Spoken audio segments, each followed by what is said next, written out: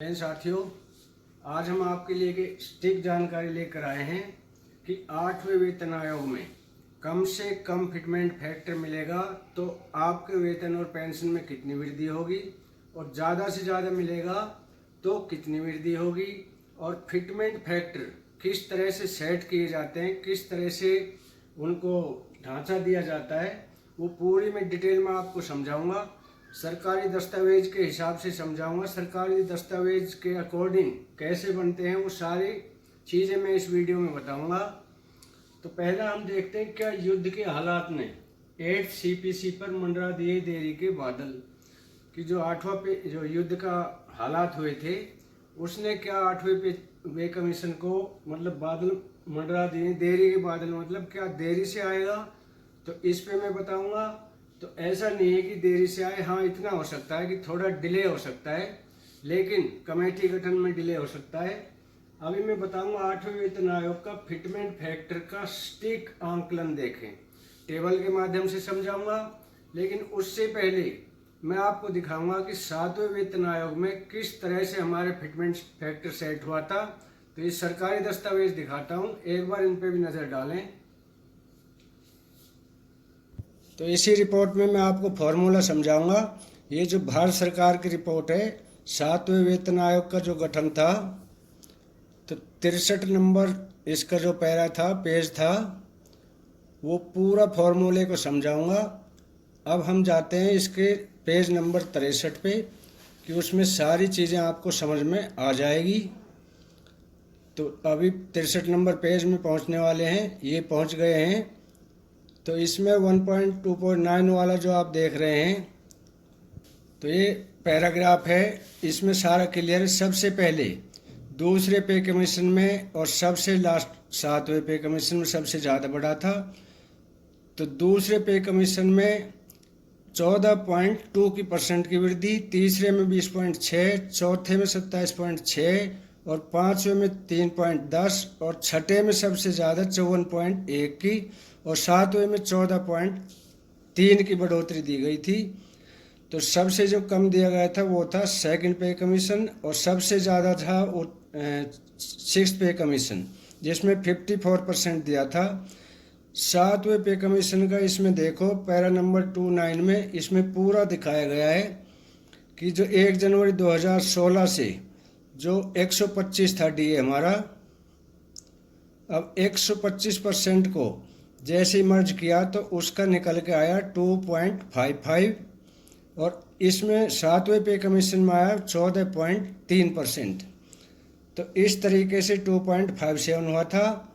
अभी यहाँ तक आपने देख लिया है कि 7वें पे कमीशन में सबसे 14.3 यानी मिला था, और सबसे ज़्यादा दूसरे पे कमीशन में 14.2%। सबसे ज़्यादा बढ़ोतरी छठे पे कमीशन में 54% की थी। तो यहाँ डीए को जैसे देख रहे हो 125 पीरियड था तो 2.25 निकला था। उसके ऊपर सरकार की बढ़ोतरी निकली थी और 14.2 की बढ़ोतरी की। तो अब देखते हैं 8वें पे कमीशन को। तो अब मैं आपको टेबल के माध्यम से समझाता हूँ। ये मैंने सटीक आंकलन किया है कि फिटमेंट फैक्टर डीए जब 7वें पे कमीशन की मैं बात करता हूँ तो उस समय डीए हमारा 125 यानी 125% था। 125% को मर्ज करने पर 2.25 आया था, और गवर्नमेंट ने इंक्रीज कितना किया था इसमें 14.3, ये यानी गवर्नमेंट की तरफ से किया गया था। तो अब 2.25 में 14.3 जोड़ने से इसका आ गया 2.57, यानी कि तो ये आ गया हमारा जो 7वें पे कमीशन है उसके अंदर हमारा आया था 2.57। अब मैं चलता हूँ कि 8वें पे कमीशन में यदि हमें कम से भी कम मिले, यानी दूसरे पे कमीशन में हमारा 14.2 मिला था, तो यदि सबसे कम मिनिमम, इसीलिए मैंने कहा कि मिनिमम भी यदि मिलता है तो 14.2 था, यानी सेकंड पे कमीशन में सबसे कम था। तो यदि सबसे कम भी मिलता है तो कितना हो जाएगा। अब हमारा डीए अभी 55% चल रहा है, तो 55% यानी 2 किस्त और लगा लो, 1 जनवरी की और जुलाई की, यानी जुलाई 2025 और जनवरी 2026 की, तो उसको मिला के बस हमारा 61% जा सकता है, इससे ज़्यादा नहीं जाएगा, क्योंकि 2 ही किस्त देनी है, 6 की दे देंगे, 3 की दे देंगे तो अभी 61% होगा। अब 61% यदि हमारा होता है तो इसको मर्ज करने से हमारा क्या आ जाएगा 14.2, यानी हमारा कितना बना 023, ये बनता है फिटमेंट फैक्टर। अब 023 को 1.6 से जोड़ते हैं तो ये हमारा आ जाएगा 1.84, यानी सबसे कम भी ये फिटमेंट फैक्टर दिया तो हमारा जो फिटमेंट फैक्टर है 8वें पे कमीशन में वो आ जाएगा 1.84। और मैक्सिमम जो ज़्यादा से ज़्यादा अगर दिया था तो ये 6ठे पे कमीशन में जो दिया था वो 54% की बढ़ोतरी हुई थी। तो डीए वही 61% से मैक्सिमम अगर हमें देते हैं तो 61% डीए को मर्ज करने से ये आ जाएगा 0.87 की बढ़ोतरी होती है। तो इसमें ये जोड़ने से ये आ जाएगा हमारा 2.48, यानी मैक्सिमम हमारा फिटमेंट फैक्टर हो जाएगा 2.48 और मिनिमम हमारा हो जाएगा 1.84। अभी मैं टेबल में आपको दिखाता हूँ कि न्यू पेंशन टेबल मिनिमम में कितनी होगी और मैक्सिमम में कितनी होगी। यानी जो अब हमारा 8वां पे कमीशन है इसमें जो टेबल है यदि कम से भी कम देगा, इससे कम तो दे नहीं सकते क्योंकि सबसे कम दिया था जो सेकंड पे कमीशन है उसके अंदर। तो अब मैं उसका भी बताऊंगा और मैक्सिमम का भी बताऊंगा जो 6ठे पे कमीशन दिया था। ये बिल्कुल स्टिक आंकड़े हैं, एक पैसा भी ऊपर नीचे आपकी नहीं होगी। तो पहले हम लेके चलते हैं एक सिपाही को, यानी कि अभी सिपाही की जो बेसिक पेंशन है वो है 20,463 रुपये। तो 20,463 वाले को यदि फिटमेंट फैक्टर ये मिलता है हमें 1.84, मतलब मिनिमम मिलता है, तो इसकी जो पेंशन है वो हो जाएगी 37,452 रुपये।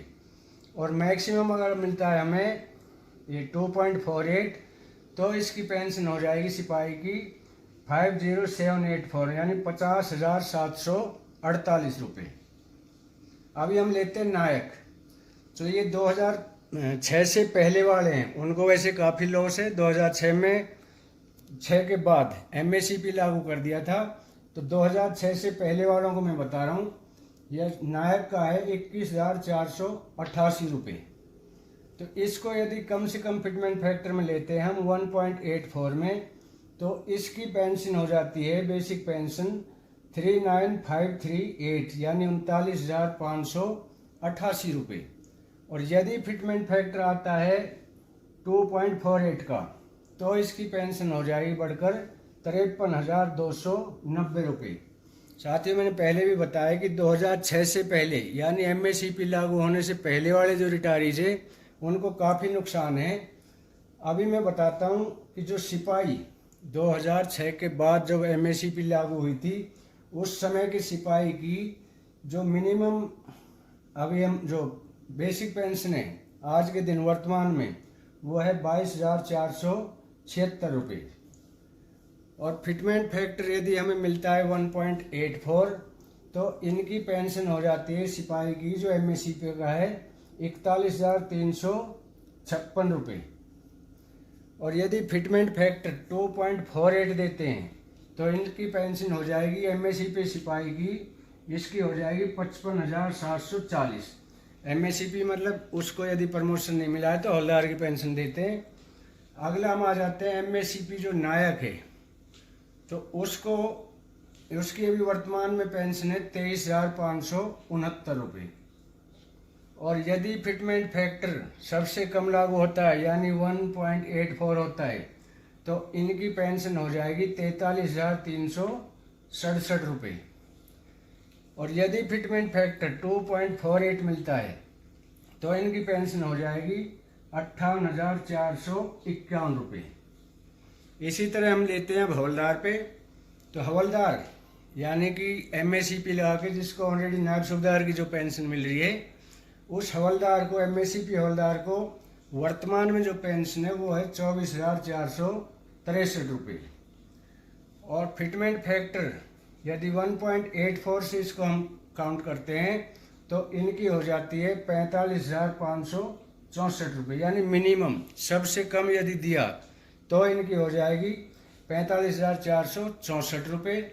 और यदि फिटमेंट फैक्टर 2.48 मिला तो इनकी जो अभी 24,463 ले रहे हैं MSCP होल्डर, उनकी पेंशन हो जाएगी 61,412 रुपये। इसी तरह से हम देखते हैं अभी हवलदार MSCP होल्डर जो है वो ले रहा है 26,825 रुपये, यानी ये जो हवलदार था ये प्रे 2006, यानी 2006 से पहले वाले हवलदार को मिल रही है 24,463 रुपये। और 2006 के बाद जब से MSCP लागू हुई है, इस हवलदार को मिल रही है नायब सूबेदार की पेंशन वर्तमान में 26,825 रुपये। फिटमेंट फैक्टर 1.84 से मिलता है, ये लगता है हमें इतना कम से कम तो मिलेगा, इससे कम तो कुछ दे ही नहीं सकते, तो कम से कम में मिनिमम में इनकी आ जाएगी 49,358 रुपये। और यदि फिटमेंट फैक्टर 2.48 देते हैं तो इनकी हो जाएगी, हवलदार की पेंशन हो जाएगी 66,528 रुपये। तो इसी तरह से मैं सूबेदार, नायब सूबेदार, कैप्टन, ऑनरेडी कैप्टन, सूबेदार मेजर सभी की मैं बताऊंगा। पूरी टेबल देखें। तो ये बिल्कुल हमारा जो स्टिक आंकड़ा है, इससे आगे मैं कल बताऊंगा कि किस तरह से इस MSCP से नायब सूबेदार की पेंशन और subedar major, honorary captain, honorary lieutenant. तो आज के लिए इतना ही। जानकारी अच्छी लगी हो तो वीडियो को लाइक, शेयर और सब्सक्राइब अवश्य करें, ताकि हम हर नई अपडेट से आपको अवगत करा सकें। आज के लिए इतना ही।